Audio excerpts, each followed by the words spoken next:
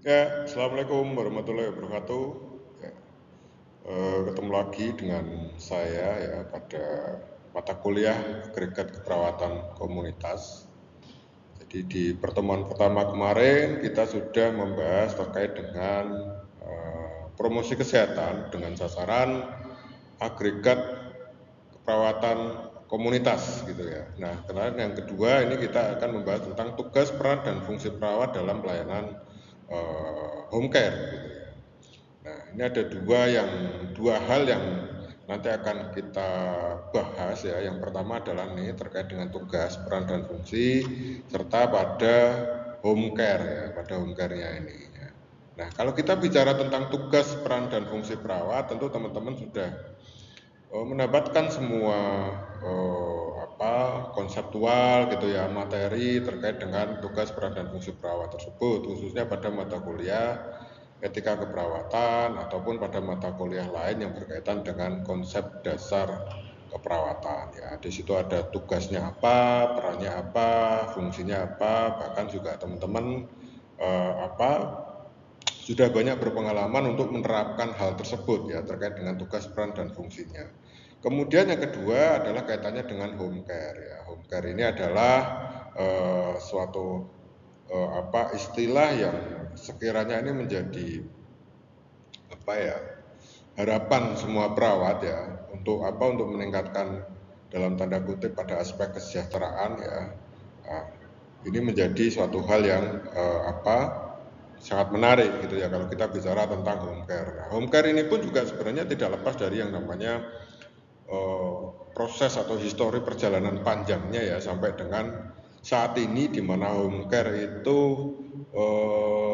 terkesan menjadi suatu hal yang sangat-sangat menjanjikan gitu ya. Kemudian secara istilah-istilah itu ada istilah yang sekarang ini sudah semakin keren gitu ya, semakin menarik gitu ya. Misalkan home care yang khusus wound care dan lain sebagainya dan lain sebagainya. Ya itu hanya istilah-istilah yang seiring dengan berkembangnya waktu. Tapi kalau kita telisik kembali sebenarnya historinya seperti apa ya? Kita mencoba untuk lihat histori dari tahun 90-an itu kalau istilah home care itu sebenarnya masih jarang didengarkan ya. Meskipun sebenarnya sudah ada, tetapi pada waktu itu kalau mungkin di daerah-daerah itu bisa atau istilahnya sering disebut sebagai maling ya, atau istilahnya mantri keliling gitu ya. Nah, mantri keliling ini siapa sih sebenarnya? Ya mantri keliling itu ya perawat. Nah, pada waktu itu tuh perawat yang seperti apa? Yang dikatakan sebagai mantri keliling, kemudian perawat dengan jenjang pendidikan yang bagaimana yang dikatakan mantri keliling dan lain sebagainya dan lain sebagainya. Nah, kita tahu bahwa pada tahun itu memang tahun di mana istilahnya level KKNI dalam jenjang pendidikan itu memang belum secara spesifik terumuskan gitu ya. Karena pada waktu itu masih ada SPK, masih ada D3 ya, D4 ya. Nurse itu pun kalau nggak salah itu Pak waktu pertama kali di UI kalau nggak salah ya tahun 90-an itu saya kalau kebanyakan Bapak Ibu dosen senior itu ya ambil S1 keperawatannya itu biasanya di Australia gitu ya. Nah, pada waktu itu memang dengan adanya hal-hal tersebut gitu ya. Jadi terkait dengan jenjang pendidikan juga belum secara rigid diatur ya dan lain sebagainya. Tentu itu juga akan berimpact pada tugas, peran, dan fungsinya ya dalam konteks home care gitu ya. Nah, home care itu sebenarnya apa sih yang boleh dilakukan gitu ya. Kemudian batasan kalau D3 itu seperti apa, batasan kalau S1 itu seperti apa, kemudian legal aspeknya itu seperti apa. Apakah harus punya eh, apa STR atau bagaimana? Nah, itu kan sekarang. Nah, kalau kita bicara histori pada 90-an itu kan memang belum ada ya. Di situ adanya adalah uji kompetensi ya. Saya masih ingat sekali jadi lulusan D3 itu melakukan uji kompetensi, kemudian harus masuk ke MTKP ya, Majelis Tenaga Kesehatan perawatan gitu nggih. Jadi ini adalah kondisi-kondisi yang selalu berkembang ya, yang sampai sekarang ini kita mendengar istilah home care ya. Jadi istilah manisnya itu sudah kita petik gitu ya dengan istilah home care ya. dengan istilah home care. Nah, home care ini apa saja yang boleh dilakukan, jenis-jenisnya apa saja, itulah yang nanti akan kita bahas. Tetapi sebenarnya kita juga harus melihat sejarah ya, jadi biar kita tahu perjalanan sampai dengan istilah home care itu ada gitu. Kemudian kalau kita melihat tentang manfaat home care ya untuk pasien, jadi memang kita harus tahu dulu tentang home care. Jadi home care ini adalah layanan perawatan kesehatan atau personal yang diberikan di rumah pasien ya, yang diberikan di rumah pasien. Artinya di sini masih membuat kita penasaran. Ini berawal dari kita yang cari pasien atau pasien yang cari kita, kan gitu ya. Jadi layanan perawatan kesehatan atau personal yang diberikan di rumah pasien. Nah, kita yang mau cari pasien atau pasien yang mau mencari kita. Nah, ini kan suatu hal yang kalau dikaitkan sama reward, itu kan kita juga harus yang butuh siapa kan gitu kan. Apakah kita yang butuh pasien, apakah pasien yang butuh kita. Tapi kalau kita bicara tentang reward ya itu saling menguntungkan, orientasinya kan jadi seperti itu. Nah, kondisi yang kemudian penasaran ini tadi ya, apakah kita yang nyari-nyari door to door ke rumah atau kita yang justru mendapat pasien. Lah inilah makanya sampai dengan ada istilah home care ya. Jadi home care itu intinya ya tidak bisa sendiri, kita tidak bisa langsung sendiri kecuali kita sudah punya nama ya, kita sudah terkenal ya, personal brandingnya sudah selesai. Jadi bahwa perawat A itu adalah perawat mantri ya, Pak Mantri yang kita bisa datang ke rumahnya atau Pak Mantri tersebut bisa datang ke rumah kita. Biasanya kalau sudah seperti itu realitanya ya, ini realitanya. Jadi kalau kita bicara home care itu bayangannya nggak bisa sekeperawatan itu dengan seestetiknya, bahwasanya kita datang ke rumah dengan kostum seorang perawat, kemudian membawa peralatan medis yang siap untuk melakukan tindakan keperawatan kepada pasien. Sebenarnya tidak seestetik itu, tetapi ada langkah-langkah yang memang harus ditempuh ya. Kemudian menawarkan perawatan yang nyaman dan disesuaikan dengan kebutuhan pasien. Nah, sekali lagi ini adalah meskipun ada istilah disesuaikan dengan kebutuhan pasien, kita juga harus paham tentang batasan. Ya, batasan itu ditentukan oleh apa? Ditentukan oleh kompetensi. Kompetensi itu dibuktikan dengan adanya apa? Ya, kompetensi itu dibuktikan dengan adanya secara legalnya adalah pada jenjang pendidikan, serta ada uji kompetensi yang telah lolos uji kompetensi ya, atau dibuktikan dengan adanya STR sampai dengan SIPP, surat izin praktek perawat gitu ya, atau SIP, surat izin perawat. Nah, ini hal seperti inilah yang memang harus dimiliki oleh seorang perawat kalau orientasinya adalah untuk peningkatan ataupun untuk pengembangan kesejahteraan dalam jangka panjang gitu. Orientasinya ke situ.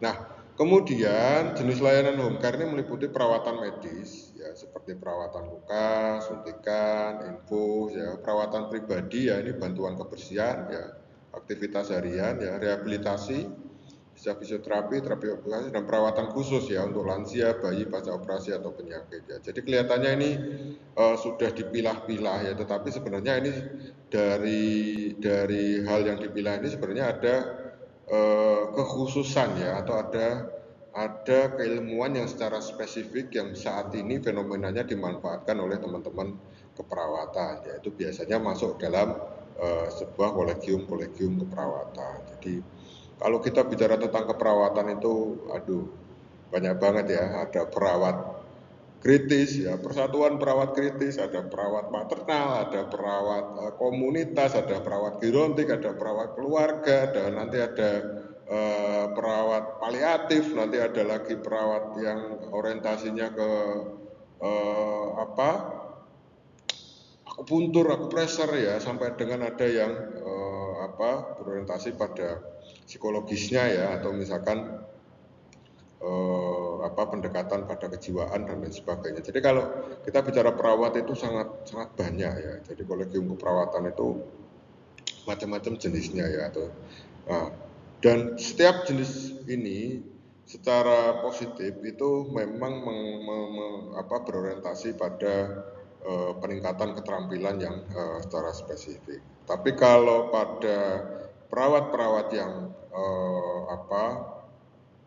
di rumah sakit gitu ya, biasanya orientasinya yang umum-umum gitu ya, kalau mau melakukan home care gitu ya, misalkan pada perawatan luka pos opnam di rumah sakit dengan rekomendasi misalkan dari dokter gitu ya, atau mungkin pada sirkumsisi ya, ataupun pada perawatan-perawatan yang lain, itu masuknya ke situ ya. Jadi kalau secara spesifik juga sebenarnya sudah bisa dikembangkan. Nah, manfaatnya adalah kenyamanan di rumah, ya dukungan psikologis karena masih ada dampingan keluarga, perawatan yang disesuaikan ya, disesuaikan dengan budget, bisa disesuaikan dengan batasan keinginan pasien, bisa ya. Keinginan itu tetap berorientasi pada prosedural, tentu tidak hanya serta-merta pasien pengennya gini kita melakukan itu, enggak, tetapi dasar kita ya tetap dasar prosedural ya, menghindari hospitalisasi ya, meningkatkan pemahaman terkait dengan proses home care-nya, kemudian pemantauan secara intensif ya,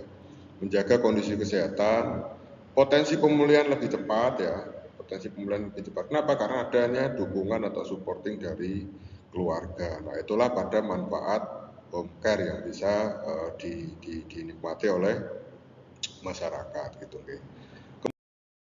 Kemudian jenis-jenis layanan home care ya, yang pertamanya adalah perawatan medis ya. Jadi perawatan medis ini ada perawatan luka, kemudian ada pemberian obat dan infus. Nah, perawatan luka ini tadi ya saya sampaikan ya, jadi ada macam-macam ya, ada luka diabetes ya, kemudian ada luka post op ya, atau mungkin luka post KLL gitu. Nah, itu bisa ditindaklanjuti untuk melakukan perawatan home care, yang artinya batasan home care itu ya tentu apa yang menjadi kemampuan perawat dengan segala minimalis alat-alat kesehatan, yaitu batasannya di situ. Kita tidak bisa secara semuanya diterima, nggak bisa juga, kecuali memang ada tim yang secara ini ya tidak praktek mandiri gitu ya. Jadi ada tim dokter, ada tim perawat, ada tim yang lain, itu mungkin bisa menerima kondisi pasien, dan itu sekarang juga sudah banyak ya. Sekarang sudah banyak ya, ada home care yang adanya itu satu tim, tidak praktek mandiri atau tidak praktek mandiri keperawatan yang satu personal, tetapi ada satu tim yang bahkan sampai dengan mendampingi rujukan, baik itu di dalam negeri ataupun di luar negeri. Jadi teman-teman itu juga sudah banyak sekarang yang sampingannya itu home care yang seperti itu ya. Kemudian pemberian obat dan infus, jadi melibatkan pemberian obat-obatan, infus dan injeksi sesuai dengan resep dokter yang di rumahnya. Ini biasanya tim ya, ini biasanya tim. Jadi kalau ini sesuai dengan resep dokter, ini biasanya tim. Kemudian perawatan pasca operasi, perawatan pasien kronis ya. Jadi ini bisa pada masuk jenis pelayanan home care pada perawatan medis ya. Kemudian perawatan pribadi dan non medis, jadi pendampingan aktivitas harian.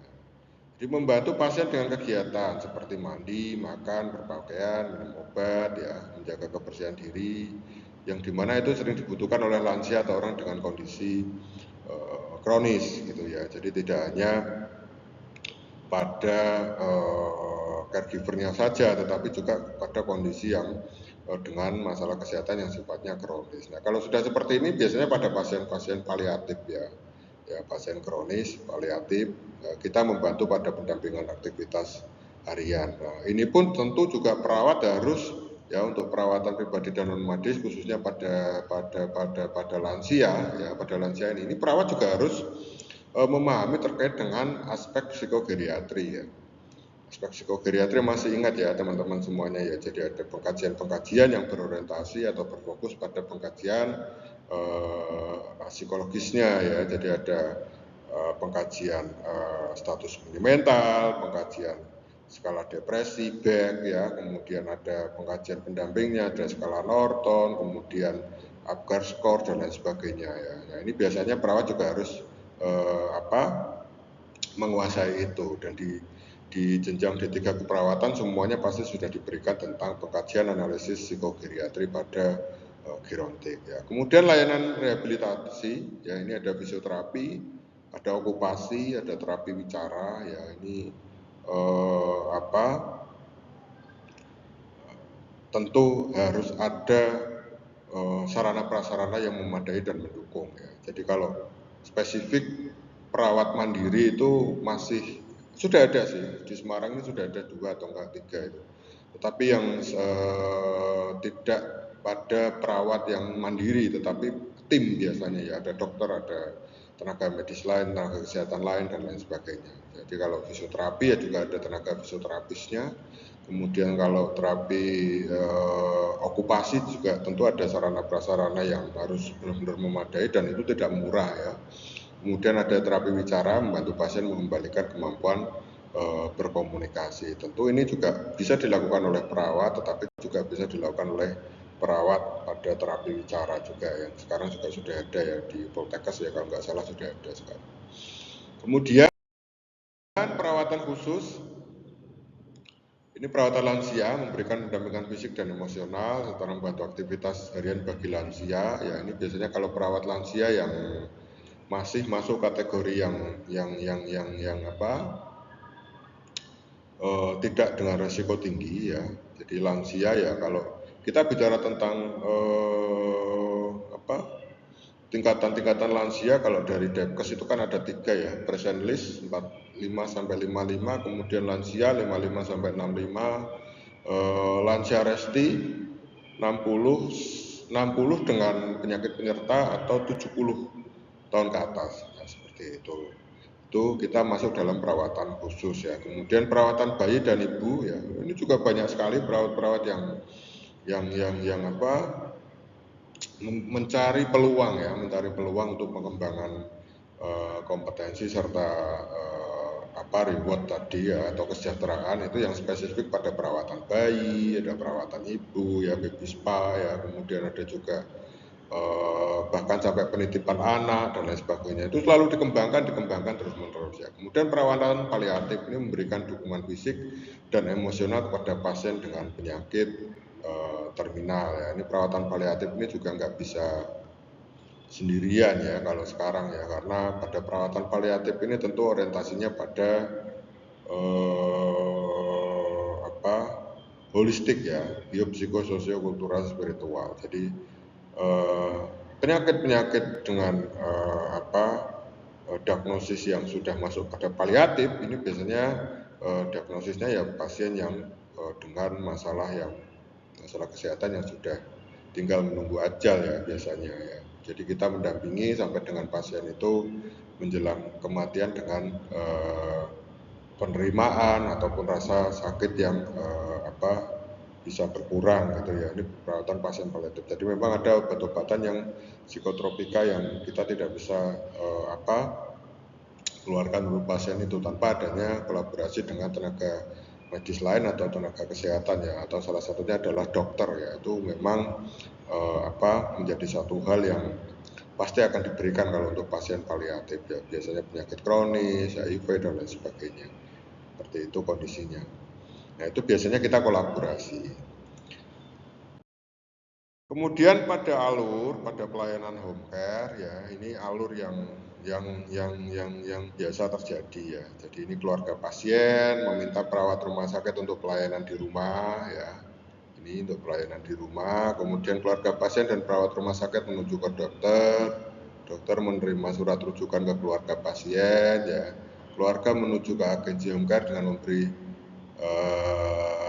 dan menunjukkan surat rujukan dokter ya. Ya ini biasanya sudah resmi gitu ya, dan sudah ada komitmen secara tertulis antara dokter yang ada di rumah sakit dengan perawat yang ada di rumah sakit itu sebenarnya. Dan ini istilahnya sangat kompetitif ya, sangat kompetitif. Jadi karena saking banyaknya perawat yang home care juga ya ini pinter-pinter perawat lah bagaimana caranya. Atau mungkin kalau sudah kondusif, sudah perawatnya sudah saling komunikasi dan lain sebagainya ya bagi-bagilah ya, biasanya seperti itu ya. Kemudian menugaskan case manager ya, kemudian case manager melakukan pengkajian, membuat surat kontrak, manajer case, keluarga dan saksi menuju agensi untuk membahas menandatangani surat kontrak dan penyelesaian administrasi.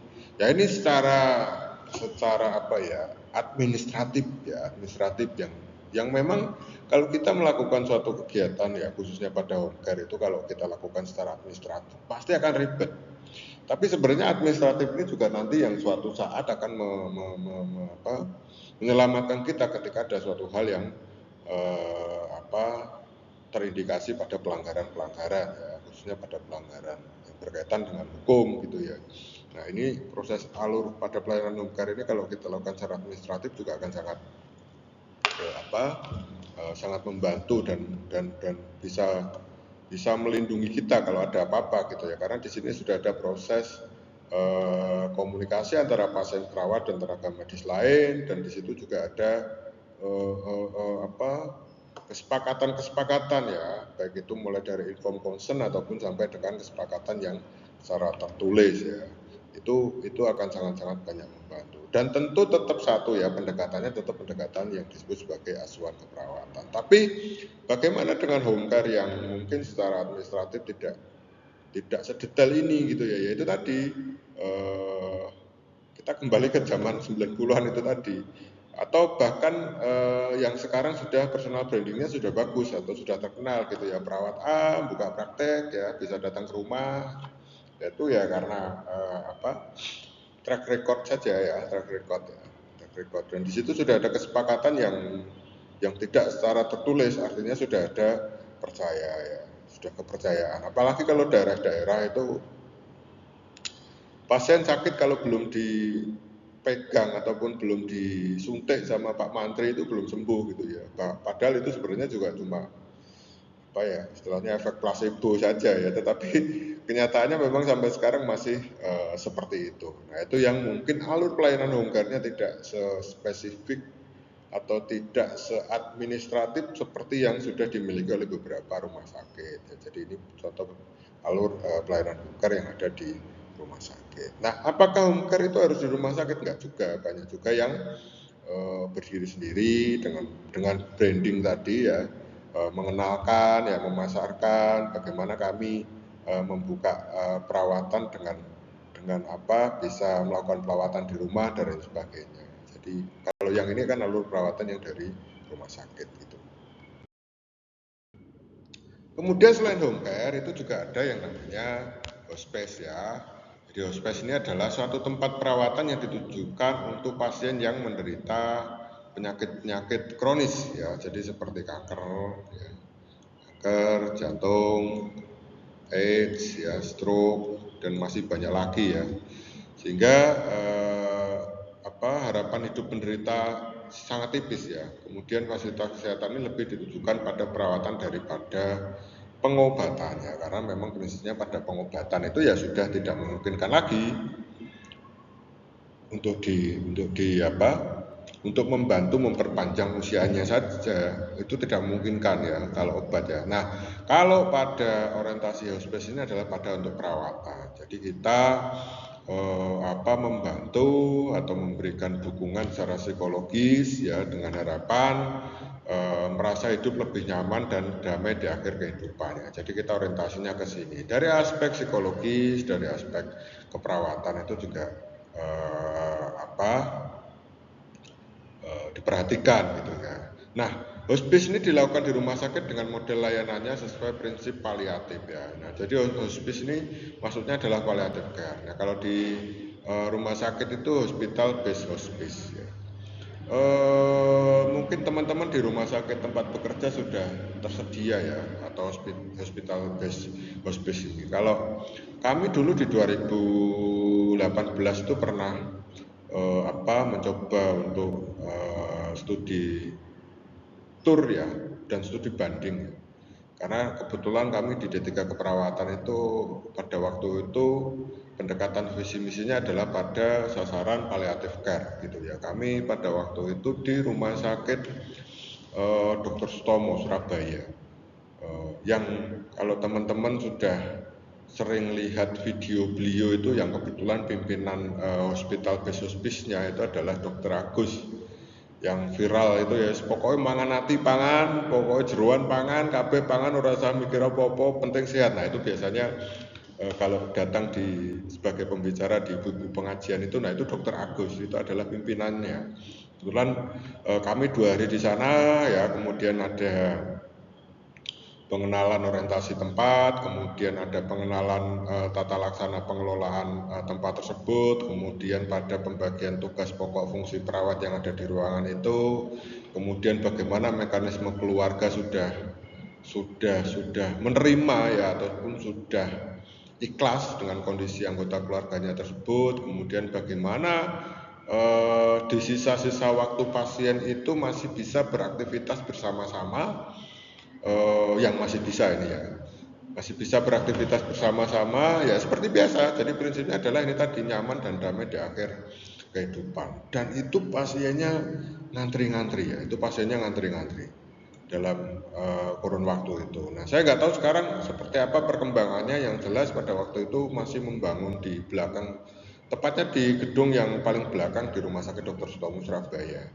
Jadi di situ memang ada hospital base hospice yang sangat terkenal ya, sangat terkenal. Jadi pendekatan utamanya adalah pada pendekatan aspek psikologis yang berorientasi juga pada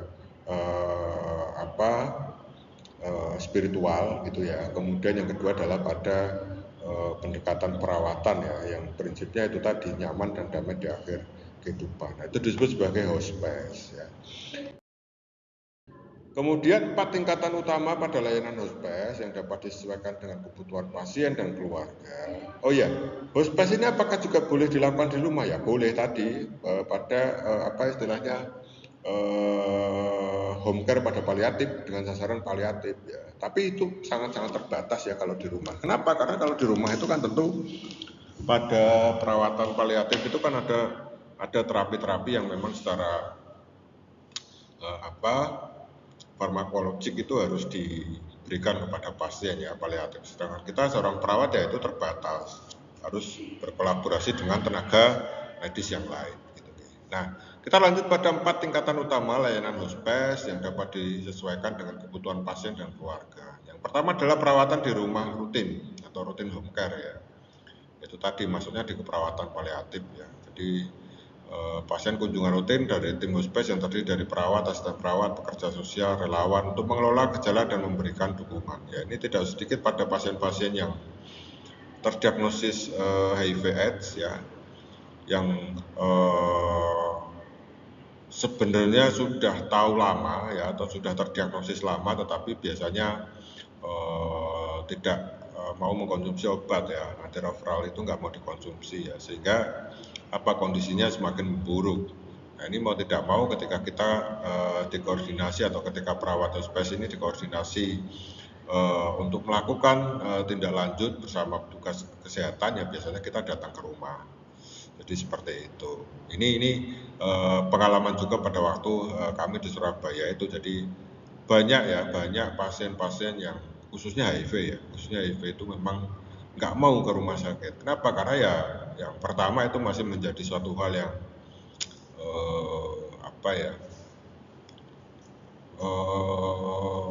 pandangan yang negatif ya, Jadi akhirnya malu, akhirnya ya mau tidak mau harus ada tindakan dari petugas kesehatan, karena menilainya masih sebagai suatu hal yang aib ya, meskipun ya memang kenyataannya seperti itu, meskipun maksudnya kenyataannya itu yang dirasakan pasien-pasien HIV itu kenyataannya paling banyak seperti itu, jadi aib dan lain sebagainya ya.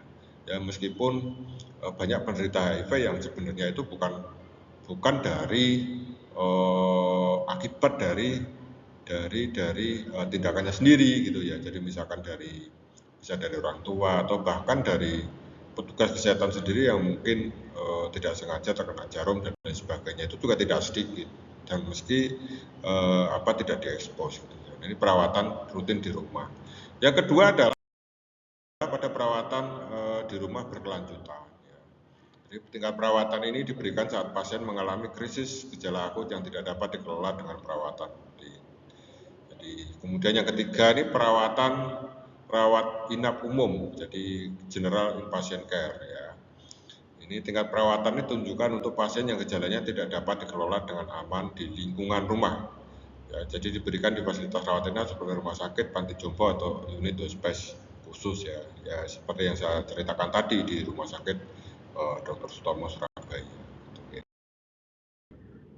Kemudian perawatan sementara ini diberikan untuk memberikan istirahat sementara kepada pengasuh utama pada pasien ya. Jadi pasien dapat tinggal di fasilitas hospice atau panti jompo selama beberapa hari. Jadi memang ini layanan-layanan yang di-split dari perawatan hospice itu pada beberapa langkah perawatan pasien yang berorientasi pada home care.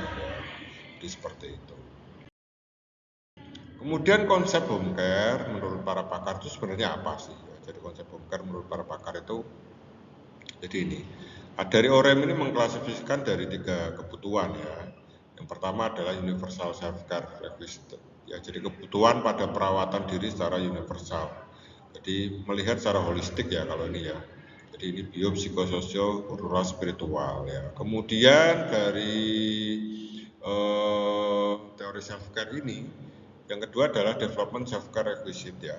Jadi kebutuhan perawatan dari pengembangan. Jadi berhubungan dengan pertumbuhan manusia dan proses perkembangannya. Jadi sesuai dengan kondisi peristiwa yang terjadi selama variasi tahap dalam siklus kehidupan, misal bayi, prematur, dan kehamilannya. Ini biasanya pada kondisi-kondisi yang patologis gitu ya. Kemudian health deviation self-care requisite ya. Kemudian ini adalah kebutuhan perawatan diri pada penyimpangan kesehatan ya. Kerusakan atau penyimpangan kesehatan fungsi atau peran dengan alat bantu ya, jadi misalkan pasien kecelakaan dan lain sebagainya itu masuk ke perawatan ini. Ini konsep home care yang diturunkan ataupun disebutkan oleh teori self care dari OREM ya.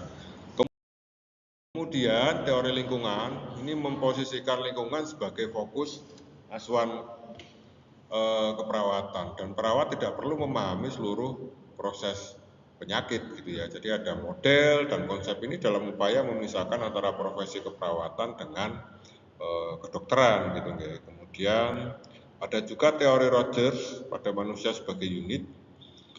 Jadi teori Rogers ini ilmu tentang asal-usul manusia dan alam semesta. Jadi ini teorinya dasar sekali ya, atau fundamental sekali ini teorinya ya. Kemudian teori adaptasi Calistaro ya.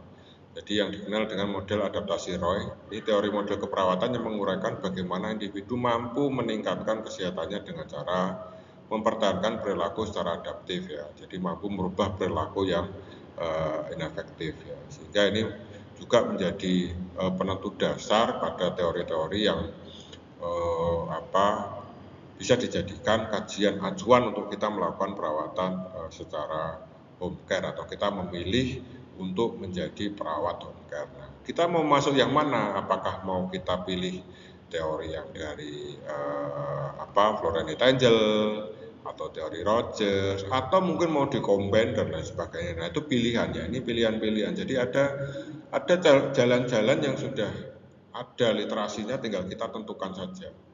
Atau misalkan kita mau melakukan pendekatan dengan pasien ya berorientasi pada holistic care, tetapi orientasi kita atau tujuan kita melakukan home care itu nanti adalah prinsipnya ada pada kemandirian ya, berarti pakainya kita teori adaptasi Calistaro gitu ya. Jadi sehingga harapannya ketika kita selesai di ruang atau di rumah pasien itu dengan beberapa edukasi dan lain sebagainya, pasien itu akan mandiri.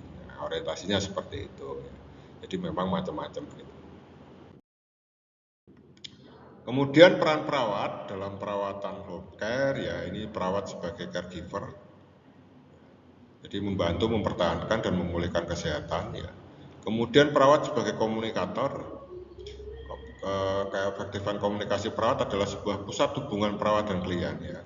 Jadi kemarin sudah kita bahas juga, saya singgung juga terkait dengan komunikasi. Syaratnya komunikasi itu apa? Ada komunikan, ada komunikator, ada pesan, ada feedback ya. Jadi itu memang harus benar-benar berjalan secara efektif ya. Kemudian perawat sebagai edukator. Jadi perawat dalam peran ini membantu klien belajar tentang kesehatan, sehingga kita memberikan edukasi ya. Kemudian perawat sebagai advokat klien. Advokat itu pada pendampingan berkaitan dengan masalah kesehatannya, pada pendampingan berkaitan dengan policy dari masalah kesehatan yang dialami. Jadi misalkan seharusnya pasien ini mendapatkan hak ya secara hukum gitu, tetapi belum mendapatkan ya, ini kita juga memiliki peran ke situ gitu ya. Bahkan pendampingan berkaitan dengan perawat untuk mencari ataupun untuk mencoba second opinion dari masalah yang dialami, bahkan sampai dengan pada rujukan ya, itu sebagai advokat klien ya. Jadi bukan hanya berkaitan dengan aspek-aspek yang sifatnya hukum saja ya, advokat itu, jadi juga sangat luas. Nah, ini jenis pelayanan pada perawatan di rumah ya. Keperawatan klien yang sakit di rumah, kemudian pelayanan atau asuhan kesehatan masyarakat yang fokusnya pada promosi dan prevensi, yaitu pada promotif dan preventif ya. Preventif ini kemarin ada 3 ya, sudah kita singgung juga di pertemuan pertama, pada prevensi primer, sekunder, tersier, itu orientasinya ke situ. Jadi kita datang itu harus sebenarnya sepaket itu. Intinya yang disampaikan pada jenis pelayanan keperawatan di rumah itu seperti itu. Jadi ya kita datang bahwa yang ada di depan kita itu adalah klien. Kemudian yang ketika di depan kita itu kliennya, ya kita juga harus berfungsi sebagaimana seorang perawat, di mana kita melakukan promotif dan prevensi ya, atau preventif ya. Promotifnya itu apa ya? Kita melakukan edukasi dan lain sebagainya. Prevensinya apa ya? Kita lihat kondisi pasien itu masuk di prevensi primer, sekunder ataupun tersier. Nanti baru kita akan sesuaikan gitu ya. Kemudian pelayanan atau asuhan spesialistik yang mencakup pelayanan pada penyakit-penyakit terminal. Jadi kondisi pasien dengan penyakit terminal itu kita sesuaikan, kita spesifikkan gitu ya. Jadi pasien-pasien yang kronis seperti ini yang memang perlu penanganan secara spesialistik gitu ya, karena aspek holistiknya akan lebih kencang kalau pasien-pasien yang dengan pasien paliatif gitu ya. Jadi melihat bukan hanya secara fisikly saja, tapi psikologis dan spiritualnya juga sangat kencang gitu ya.